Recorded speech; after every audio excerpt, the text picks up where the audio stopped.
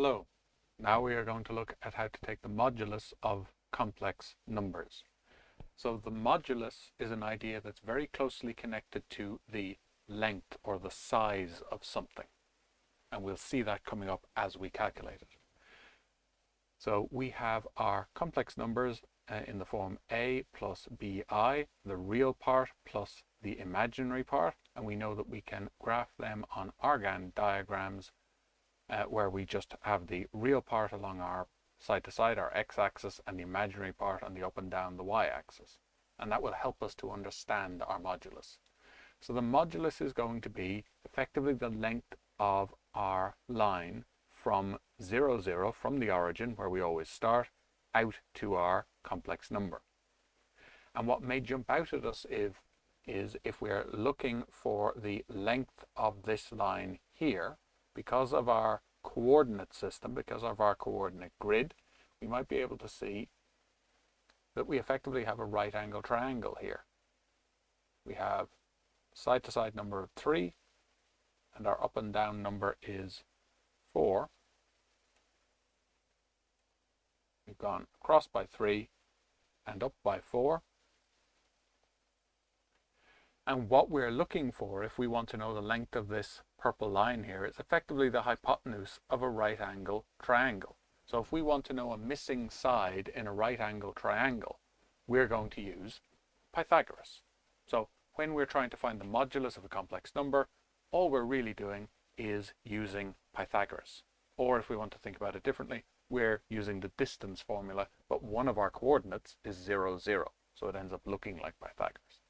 But we're just finding the distance from 0, 0 out to our number. We won't always be given a diagram, so we do need to remember this formula and how to use it. But in terms of understanding what we're doing, it's helpful to think about it as just finding the length of the hypotenuse of a right angle triangle. So Pythagoras' theorem is the hypotenuse squared, the modulus squared, would be equal to the sum of the squares on the other two sides. This formula is in our log tables. And here we can see our z number is going to be in the door 3, so the real part of z is 3, and the imaginary part is plus 4. We go up 4 in the I direction. So that is our original complex number, and we want to find its modulus. So the modulus squared would be 3 squared plus 4 squared. We're just looking for the physical length of that line. So the modulus squared would be equal to 3 squared plus 4 squared. Now we're not interested in the I part of this, so it's not 4I squared. We're looking for the physical size of something, and I is actually a direction. It's telling us to go up and down. So what we're interested in is the physical size of the sides of this right angle triangle. And if we can keep that in the back of our minds as we're calculating modulus, then it's reasonably easy to calculate. So what we have then is we want to get the modulus by itself. We don't want the modulus squared, so we're going to take the square root of both sides,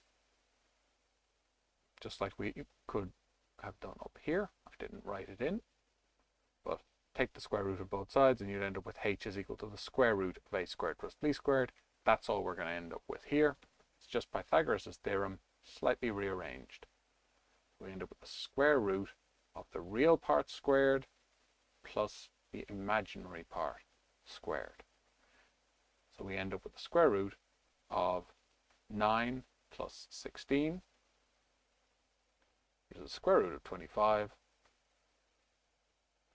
So the modulus of z is just 5. So it's 5 units. The physical length of that purple line from 0, 0 out to z is just 5 units. That's what we found. Physical length of that hypotenuse, of that line out from the origin. This is just written out in general. In practice, to get the modulus of your complex number, you take the square root of the real part squared plus the imaginary part squared. So let's look at another example. If we have our w complex number here and we want to know the modulus of w, well, the first thing we have to do is find out what w is. So we start at the origin, we go in the door 2 in the real direction, and down the stairs 3 in the imaginary direction. So it's going to be 2 minus 3i is our original complex number, w. And then again, we're looking for the modulus of w, so the length of that blue line going from 0, 0 out to w.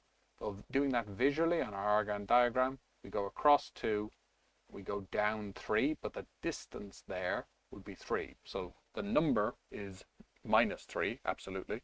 The distance there would be going 3 units in the downward direction. So we can see we have another right angle triangle, and we're just looking for the hypotenuse of it. So we're looking for the modulus of w. We can also write that as the modulus of 2 minus 3i. We can see that information given to us both by labeling it as a letter and also by writing the number directly in our modulus symbol. In either case, we're going to effectively use Pythagoras, and we know that the hypotenuse would be equal to the square root of a squared plus b squared. So the modulus to be squared would be equal to the real part squared plus the imaginary part squared, minus 3, I should say. To be squared. And we would then be able to take the square root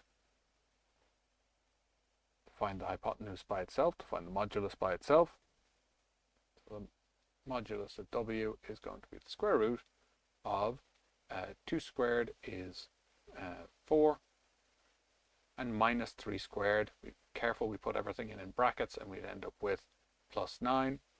So we'd end up with the square root of 13, which is approximately, when we put it into our calculators, is about 3.6.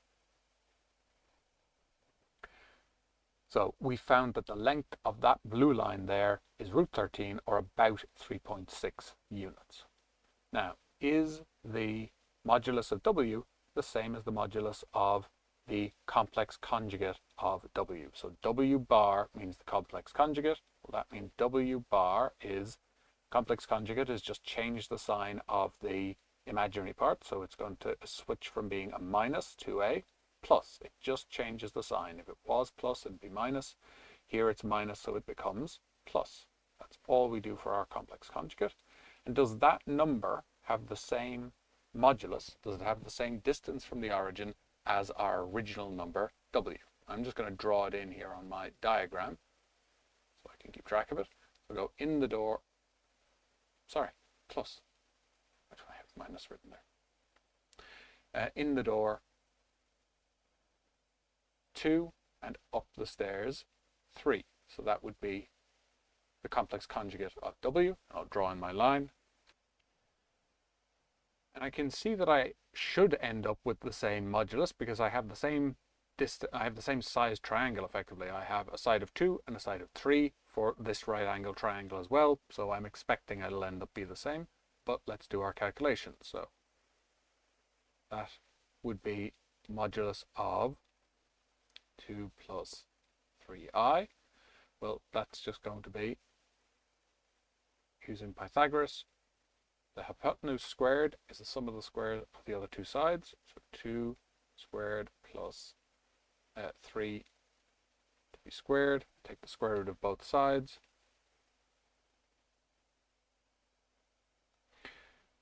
And we get the modulus of the complex conjugate is going to be the square root of 4 plus 9 is going to be the square root of 13. So modulus of w is equal to the modulus of its complex conjugate because they're both equal to root 13. Now here we have a slightly different looking complex number. We have z1, and z1 is just going along the real axis 3 units. So that would just be 3. And if we wanted to be really specific about it, we could say it's 3 plus 0i. It doesn't go up or down in the imaginary direction. Its imaginary part is 0. And z2 doesn't go anywhere in the real direction. It has a 0 real part. and it has gone down 4 in the imaginary direction. So it's minus 4i. You can also write these numbers as just 3 and just minus 4i, but it's often a good idea to write them out very specifically for complex numbers questions so we can keep track of the fact that we have an imaginary and a real part always, even if they're just 0.